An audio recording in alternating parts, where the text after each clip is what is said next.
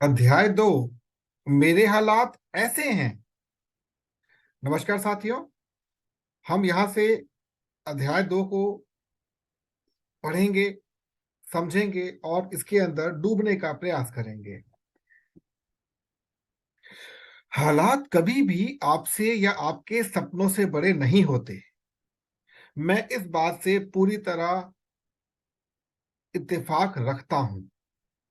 जब मैं खुद अपनी जिंदगी के उतार चढ़ाव झेल रहा था, या यूं कहूं कि एक रोलर कोस्टर राइड पर था, तब मैंने गहरे उतार देखे और फिर ऊंचाई पर गया और फिर एक उतार का दौर आया। लेकिन इन सबके बीच मैंने हार नहीं मानी।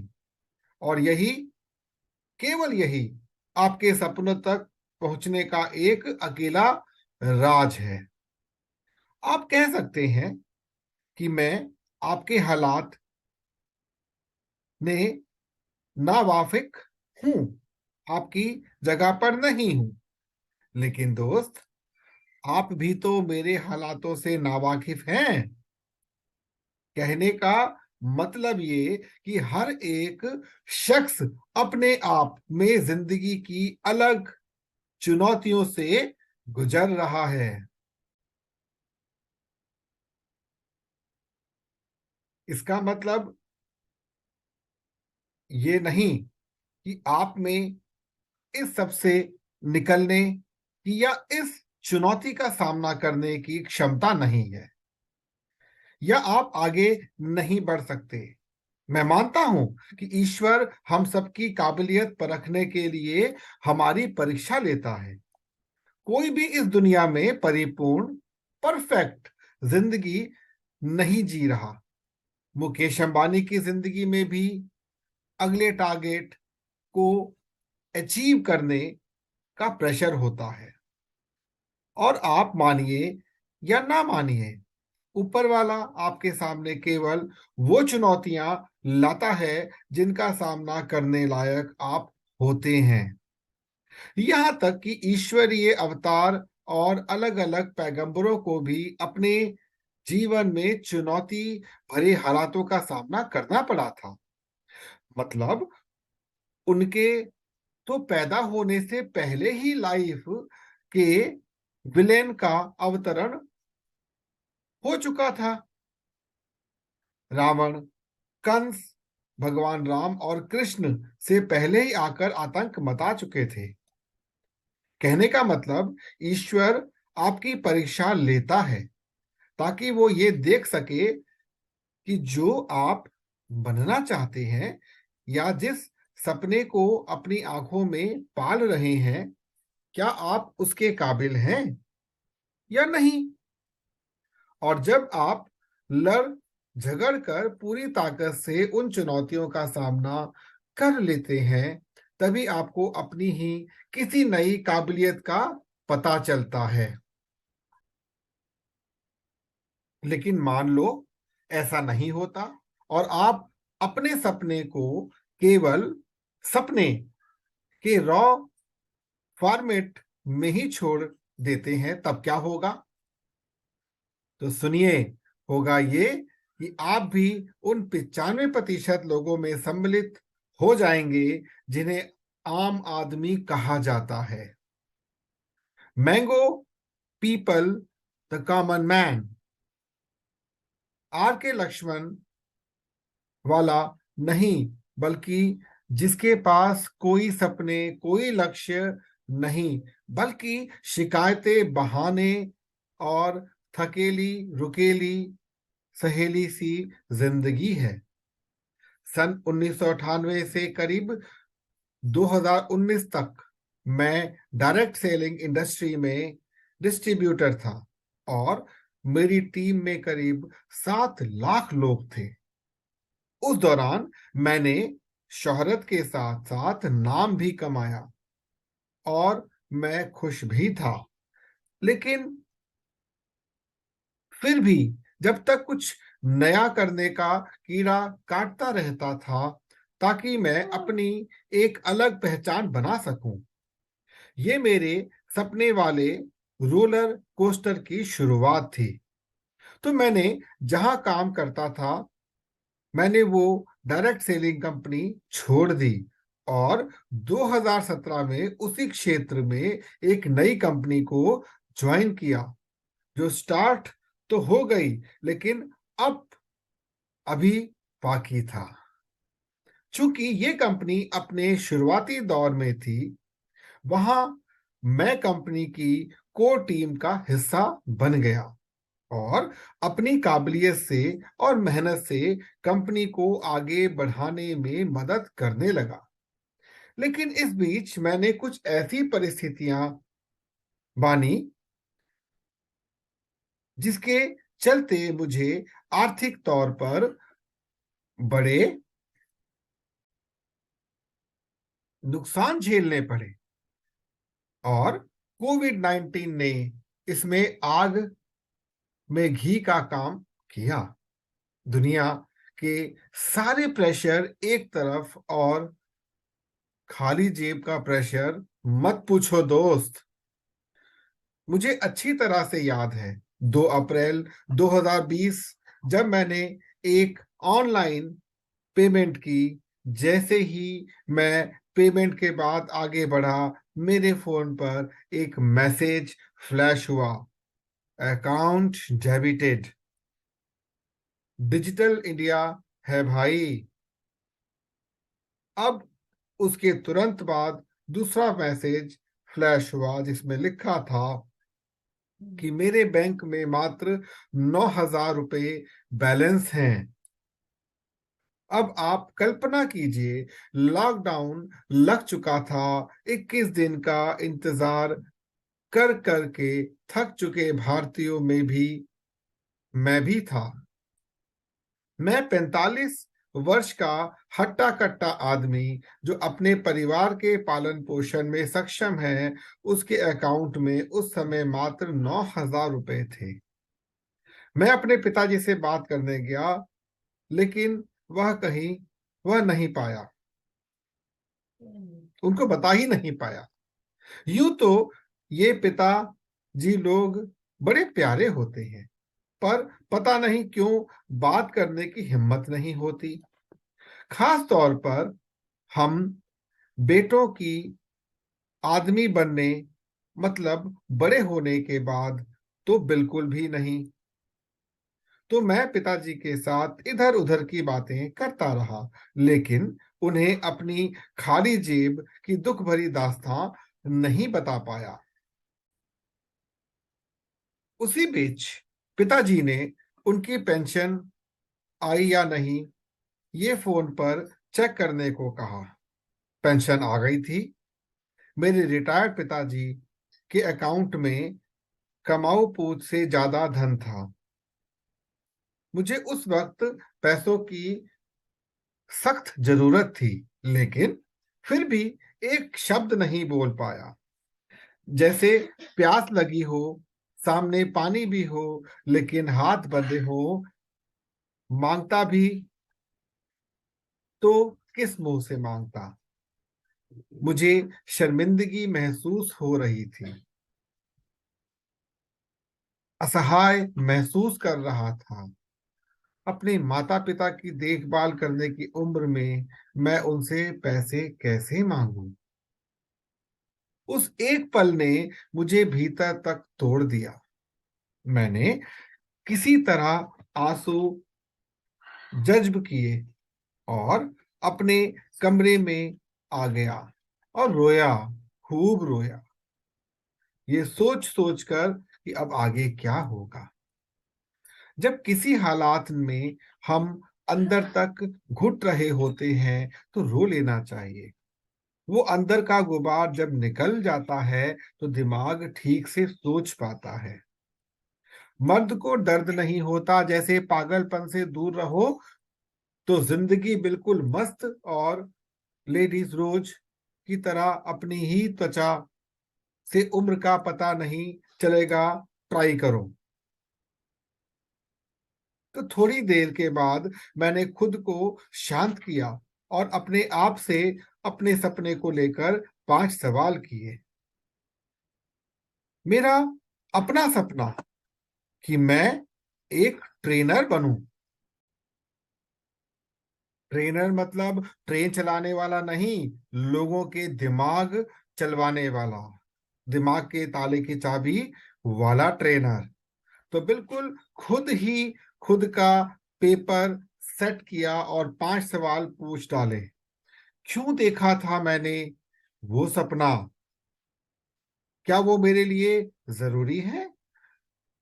अपने इस सपने के लिए क्या बलिदान कर सकता हूं? जब ये सपना पूरा होगा तो क्या और कैसा महसूस करूंगा? आप अगर इस सपने को यहीं छोड़ दूं तो मेरा या मेरी जिंदगी का क्या होगा? अब जब इन सवालों ने के जवाब मैं पूरे समर्पण से अपनी डायरी में लिख रहा था तो पता नहीं कहां से मुझे अंदर से गजब जवाब का आत्मविश्वास महसूस हुआ। बिल्कुल वो ग्लूकोन डी की ताजगी जैसा। लिखे शब्दों में बड़ी ताकत होती है। जब आप कुछ ख्याल, कोई निश्चय लिखते हैं तब वो कागज पर नहीं बल्कि आपके दिमाग, आपके जहन से छप जाता है। इन सवालों के जवाब ने मुझे इंटरनेट पर खोजने को मजबूर कर दिया। How to become digital coach. और ये ही मुझे ले गया सिद्धार्थ राजशेखर तक। उनकी वेबसाइट एक्सप्लोर करते हुए मुझे वो आइंस्टाइन की यूरेका वाली फील आई। अपने आप ही मुझे समझ आ गया कि यही मेरे मेंटर, मेरे कोच होंगे। अपने कोचिंग करियर में आगे बढ़ने के लिए मैंने उनसे सीखना शुरू किया। उनका कोर्स करने के लिए मैंने अपने मम्मी से पैसे उधार लिए, क्योंकि मुझे विश्वास था कि ये रास्ता मुझे उस जिंदगी की ओर ले जाएगा जिसका मैं सपना देख रहा हूं। क्या देखा है? जो मैं जीना चाहता हूं और जिसके लायक हूं। मैं डिजिटल दुनिया का डी भी नहीं जानता था। मेरा फेसबुक अकाउंट तक मेरे दोस्त योगेश ने सेटअप किया और 2017 में उसी ने मेरी यूट्यूब चैनल बनाने की भी में भी मदद। आप कह सकते हैं कि इस डिजिटल इंडिया में मेरा डिजिटल ज्ञान शून्य था, लेकिन चमत्कार तब हुआ जब मेरे डिजिटल गुरु और मेंटर सिद्धार्थ राजशेखर मेरे जीवन में आए और मेरी परिस्थितियां बदलने लगी। वो लोग जो एक बार फिर नाकामयाबी के पीछे जा रहे हो तुम, ये कहकर मुझे हतोत्साहित करते थे, आज मेरी सफलता का ग्राफ देखकर मेरे लिए तालियां बजा रहे हैं। चढ़ते सूरज को सब सलाम करते हैं, लेकिन ये मेरे ये मैंने सुना नहीं बल्कि महसूस किया। धीरे धीरे मेरी आर्थिक स्थिति सुधरी। मेरे बैंक में शून्य की संख्या बढ़ने लगी। कितना ताकतवर है ये शून्य!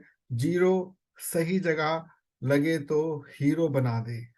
मैंने अपने सारे लोन चुका दिए और अपने उन सभी दोस्तों का शुक्रिया अदा किया जिन्होंने उस मुश्किल दौर में मेरी मदद की और मेरे जे कर्व वाली ग्रोथ में मेरी ताकत बने।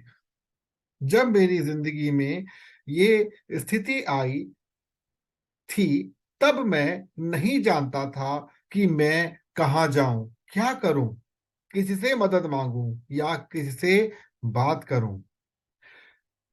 बिल्कुल पीके की तरह खुद को किसी दूसरे गोले अथवा ग्रह पर महसूस कर रहा था, लेकिन मुझे एक बात पता थी कि मैंने एक सपना देखने की हिम्मत की है और मुझे उसे किसी भी हाल में सच करना है। मेरा क्यों मेरी नजर में बिल्कुल साफ था और ये वजह है साफ हो गई जब मैंने उन 5 जरूरी सवालों के जवाब लिखे जो मैं अक्सर अपनी वर्कशीट में लोगों से लिखने को कहता हूं। ऊपर वाले के आशीर्वाद और अपने मेंटर के दिशा निर्देश की वजह से मैं बड़े फक्र से कहता हूं कि आज मैं महीने में करीब उतना कमाता हूं जितना पहले 2 साल में कमाता था। मैंने अपने सपने को साकार करने की लगातार कोशिश के पीछे बस वजह थी मेरा मेरे सपने पर विश्वास और उसे साकार करने की निरंतर कोशिश। मैं अपने से उम्र में कहीं छोटे शख्स से भी सीखने को तैयार था क्योंकि जानता था उसे जो ज्ञान है जो मुझे नहीं है। मैंने खुद को अधिक सीखने के लिए उपलब्ध कराया और साथ ही उन सभी संभावनाओं के लिए भी उपलब्ध कराया जिनकी मैं कल्पना भी नहीं कर पाता था। चलिए मैं आपको एक कहानी बताता हूं। ये कहानी है कुछ बाइकर्स की पहाड़ पर मोटर बाइकिंग के सपने की। तो एक पहाड़ था जहां मोटर बाइक चलाने वाले बाइकर्स जाना चाहते थे। ये उन सभी का साझा सपना था और वो अक्सर ये कहता कि एक दिन वो अपनी बाइक को उस पहाड़ की चोटी पर ले जाएंगे। लेकिन ये सपना बस इस बात इस ख्वाहिश तक ही सिमट कर रह गया था। कोई भी बाइकर उस पहाड़ की चोटी तक नहीं पहुंच पाता था, जबकि कोई बाइक अपनी लेकर इस मुहिम पर निकलता तो सुस्ताने के लिए पहाड़ों से कुछ दूर एक ढाबे पर रुकता। वहां मौजूद स्थानीय लोगों ने भी मिलता। लोग बड़े ही प्यारे थे, इन बाइकर्स का हौसला बढ़ाते थे, लेकिन अंत में वो पहाड़ और सड़क के बीच गहरी खाई का जिक्र करना ना भूलते। भाई, कोई गिर जावे तो शरीर छोड़ हड्डी भी ना मिले। ऐसी बातें, ऐसी कहानियां सुनकर बाइकर पीछे हट जाते और वापस आकर अपने साथियों से एक शब्द भी ना बोलता, क्योंकि इससे खुद की बेइज्जती होती, अपना दम्भ टूटता। एक दिन एक बाइकर ने उस पहाड़ी की चोटी पर पहुंचने की ठानी। सब तैयारी करके तेल पानी का सारा इंतजाम कर वो निकल पड़ा। वो तब तक चला जब तक वो पहाड़ की चोटी तक ना पहुंच गया। लो भाई, वो तो पहुंच गया। वाह, हुआ कैसे ये? सोचिए। कोई नहीं पूछेगा कहूंगा, लेकिन पहुंच गया। हाँ, ये बाइकर उस ढाबे पर रुका ही नहीं और उसने खुद को उन नकारात्मक बातों से बचा लिया। वो बातें जो उसमें तुम नहीं कर पाओगे का शक पैदा करती।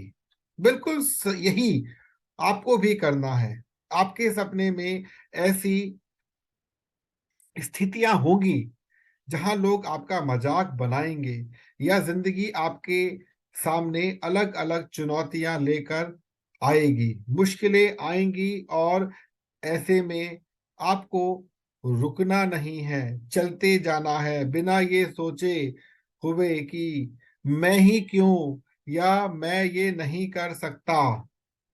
ये बात हमेशा याद रखिए कि लोग आपको पहले डराएंगे, आपका मजाक बनाएंगे, लेकिन अगर आपके जीवन में कोई बड़ा उद्देश्य है और अगर आप इन मुश्किलों को नजरअंदाज कर अपने लक्ष्य तक पहुंचते हैं, तो यही लोग आपका अभिनंदन करेंगे, खड़े होकर आपके लिए तालियां बजाएंगे।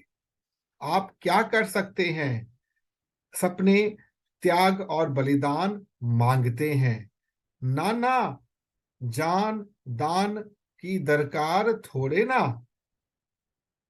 जब आप ही ना रहोगे तो सपने का क्या गुब्बारा बनेगा या मकबरा बनेगा या मुरब्बा बनेगा?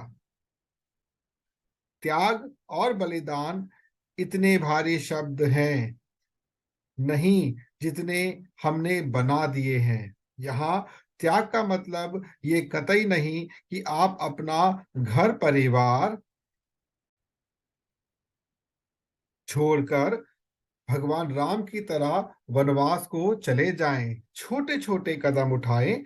जैसे अगर आपके पास एक फिल्म देखने भर का समय है तो आप फिल्म ना देख कर यूट्यूब पर कोई सार्थक वीडियो या केस स्टडी देख लीजिए, या फिर अगर सोशल मीडिया पर सर्फ करने का समय है तो किसी सफल व्यक्ति का इंटरव्यू देख लें या कोई बढ़िया इंस्पिरेशनल पॉडकास्ट सुन लो। ये आपको आपके सपने की याद दिलाएगा और ये संभव है, मैं कर सकता या सकती हूं को आपके जहन में बिठा देगा। एक और जरूरी बात, नकारात्मक समाचारों से दूर रहिए। अब आपको टीवी, न्यूज़ चैनल या आज के दौर में इसके लिए हो सकता है सोशल मीडिया, न्यूज़ से भी दूर रहना पड़े तो रहिए, या कुछ पड़ोसी अड़ोसी से या फिर बॉस से।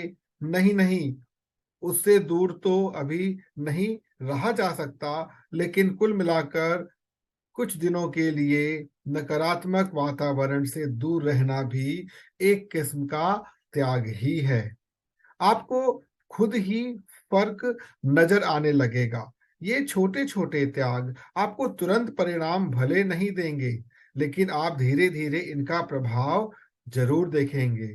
तो बस सपने को याद रखिए और आगे बढ़ते जाइए। आपके समक्ष आपके समक्ष मैं अब एक वर्कशीट दे रहा हूं। कृपया इसको पूरी निष्ठा से जरूर लिखिएगा। अपना सबसे बड़ा सपना लिखिए और साथ साथ उसे पूरा होने की तारीख भी। लिख लिया? चलिए लिख लीजिएगा। अब इन 5 सवालों के जवाब लिखिए। पहला, क्यों देखा मैंने यह सपना?